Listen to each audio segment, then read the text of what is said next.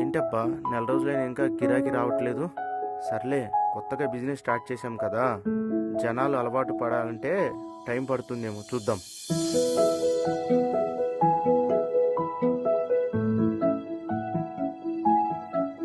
ఈరోజు గిరాకీ అంతకేం లేదు, రేపు చూద్దాం.